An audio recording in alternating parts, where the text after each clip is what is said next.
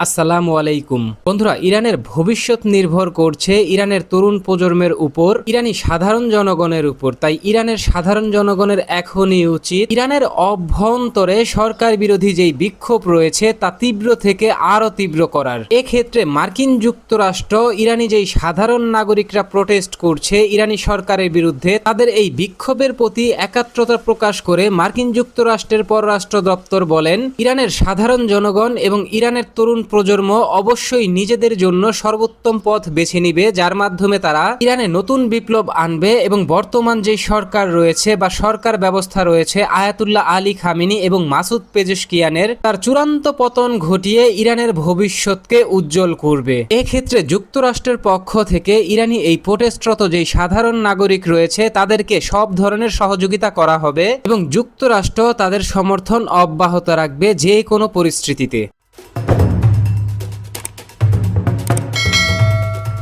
এখন দেখুন, ইরানের অভ্যন্তরে সরকার বিরোধী এই চলমান বিক্ষোভের বিষয়টিকে কেন্দ্র করে ইসরায়েলি গোয়েন্দা সংস্থা মোসাদ ইতিমধ্যেই তাদের সদর দপ্তর থেকে এক চূড়ান্ত বার্তায় নিশ্চিত করেছে সাধারণ ইরানি জনগণের পাশে গোয়েন্দা সংস্থা মোসাদ আছে। এক্ষেত্রে মোসাদের পক্ষ থেকে এখন আর দূর থেকে কোনো ধরনের সহযোগিতা করা হবে না। মোসাদের পক্ষ থেকে সরাসরি ইরানের ফিল্ড পর্যায়ে আন্দোলনরত যে সাধারণ ইরানি নাগরিক রয়েছে তাদের সাথে যোগ দেওয়া হবে এবং তাদের সাথে এই বিক্ষোভে অংশ নিয়ে মোসাদ সদস্যরা ইরানি সরকার পতন ঘটাতে ব্যাপক ভিত্তিতে ইরানি সাধারণ নাগরিককে সহযোগিতা করবে। এখন দেখুন, ইসরায়েলি গোয়েন্দা সংস্থা মোসাদের অত্যন্ত স্পর্শকাতর এই স্টেটমেন্টের বিষয়টিকে কেন্দ্র করে ইরানি গোয়েন্দা সংস্থা এবং ইরানি আইআরজিসির পক্ষ থেকে ইতিমধ্যেই ইরানের অভ্যন্তরে ব্যাপক ভিত্তিতে তল্লাশি চালানো হচ্ছে। পাশাপাশি আন্দোলনরত যে সাধারণ মানুষ রয়েছে এবং সরকার বিরোধী আন্দোলনের সাথে যুক্ত যারা নেতৃত্ব প্রদান করছে তাদেরকে খুঁজে খুঁজে চিহ্নিত করে গ্রেপ্তার করা হয়েছে। তবে এই গ্রেপ্তারের সংখ্যা কি পরিমাণ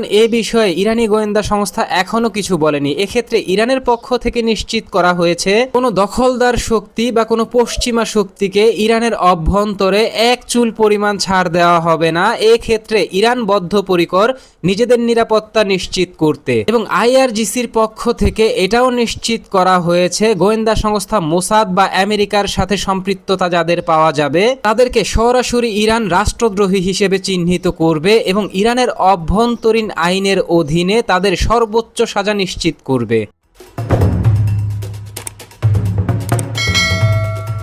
এখন দেখুন, ইরানের অভ্যন্তরে যখন রাজনৈতিক উত্তেজনা চরম পর্যায়ে পৌঁছেছে তখন ঢাকঢোল পিটিয়ে একদিকে যখন যুক্তরাষ্ট্রের পররাষ্ট্র দপ্তর এবং ইসরায়েলি গোয়েন্দা সংস্থা মোসাদের পক্ষ থেকে ঘোষণা দেয়া হচ্ছে আমরা ইরানি সাধারণ মানুষের পাশে আছি এবং সরকার বিরোধী আন্দোলনে আমরা ইরানি সাধারণ মানুষকে সর্বাত্মক সহযোগিতা করব, তখন গত 2 দিন আগে ইসরায়েলি প্রধানমন্ত্রী মিস্টার বেঞ্জামিন নেতানিয়াহু এবং যুক্তরাষ্ট্রের প্রেসিডেন্ট মিস্টার ডোনাল্ড ট্রাম্পের মাঝে যুক্তরাষ্ট্রের ফ্লোরিডায় যে গুরুত্বপূর্ণ জরুরি বৈঠক হয়েছে, এই রুদ্ধদ্বার বৈঠক পরবর্তী সময় ইসরায়েলি প্রধানমন্ত্রী মিস্টার বেঞ্জামিন নেতানিয়াহু তিনি তার এক স্টেটমেন্টে নিশ্চিত করেছেন, আমি সাম্প্রতিক দিনগুলোতে নজিরবিহীনভাবে ইরানের অভ্যন্তরে ইরান যেইভাবে ক্ষেপণাস্ত্র প্রকল্প বৃদ্ধি করছে এবং নিজেদের ক্ষেপণাস্ত্র সক্ষমতার উন্নয়ন ঘটাচ্ছে এবং ধীরে ধীরে ইরানি ক্ষেপণাস্ত্র রেঞ্জ যেইভাবে বৃদ্ধি করছে তা শুধু ইসরায়েলের জন্য এককভাবে হুমকি নয়, তা সরাসরি যুক্তরাষ্ট্রের জন্য হুমকি, যুক্তরাষ্ট্রের স্বার্থের জন্য হুমকি এবং পশ্চিমা বিশ্বের ইউরোপীয় যেই দেশগুলো রয়েছে তাদের জন্য বড় হুমকি হিসেবে আবির্ভূত হয়েছে। যে বিষয়টিকে কেন্দ্র করে ইসরায়েলি প্রধানমন্ত্রী মিস্টার বেঞ্জামিন নেতানিয়াহু সরাসরি ইরানের অভ্যন্তরে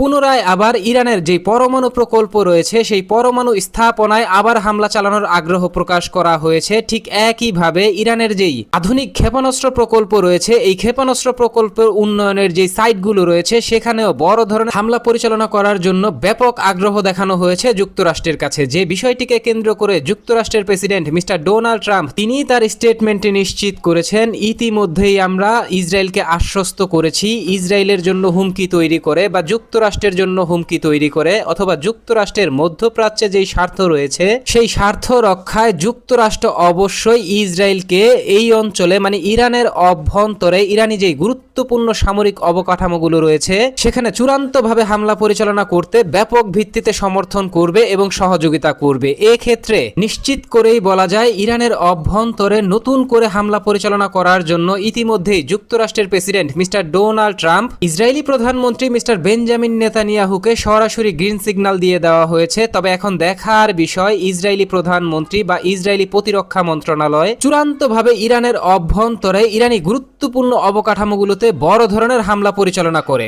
সরাসরি ইরানের সাথে নতুন আরেকটি যুদ্ধে জড়ানোর জন্য দুঃসাহস দেখায় কিনা ইসরায়েল অথবা যুক্তরাষ্ট্র।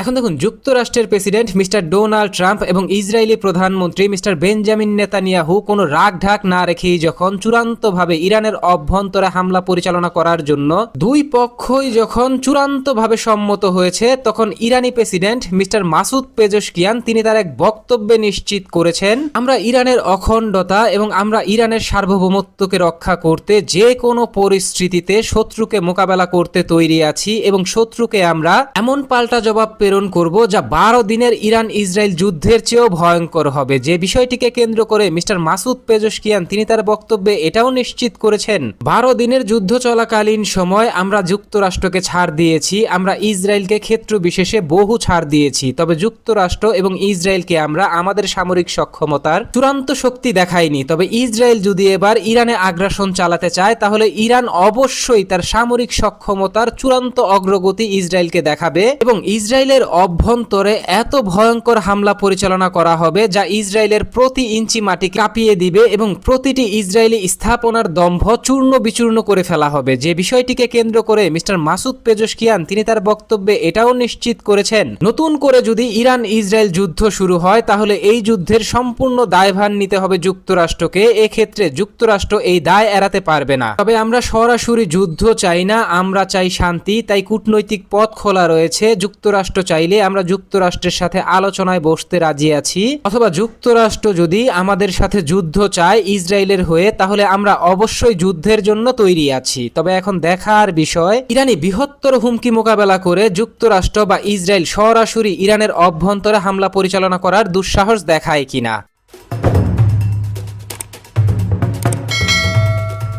তো বন্ধুরা, যুক্তরাষ্ট্র এবং ইসরায়েলি গোয়েন্দা সংস্থা মোসাদের পক্ষ থেকে ঢাকঢোল পিটিয়ে আন্দোলনরত ইরানি যেই নাগরিক রয়েছে তাদেরকে সরকার পতন ঘটাতে ব্যাপক সহযোগিতা করার আশ্বাস দেওয়া এবং যুক্তরাষ্ট্র এবং ইসরায়েল যৌথভাবে সরাসরি ইরানের গুরুত্বপূর্ণ যেই পরমাণু স্থাপনা রয়েছে এবং মিসাইল উৎপাদন কেন্দ্রগুলো রয়েছে বা রিসার্চ সেন্টারগুলো রয়েছে, এই ধরনের সামরিক স্থাপনাগুলোকে সরাসরি টার্গেট হিসেবে চিহ্নিত করে এই জায়গার অভ্যন্তরে ভয়াবহ হামলা পরিচালনা করে সামরিকভাবে ইরানকে চূড়ান্তভাবে ধ্বংস করে ফেলার যে গুরুত্বপূর্ণ প্রক্রিয়া হাতে নেওয়া হয়েছে, এই প্রক্রিয়ার বিষয়টিকে কেন্দ্র করে আপনি কি ভাবছেন? আপনার গুরুত্বপূর্ণ মতামতটি জানিয়ে দিন কমেন্ট বক্সে। আমাদের ভিডিওটি ভালো লাগলে আমাদের সমর্থন করতে ভিডিওটিতে লাইক, কমেন্ট, শেয়ার এবং চ্যানেলটিকে সাবস্ক্রাইব করে সঙ্গে থাকুন। ধন্যবাদ।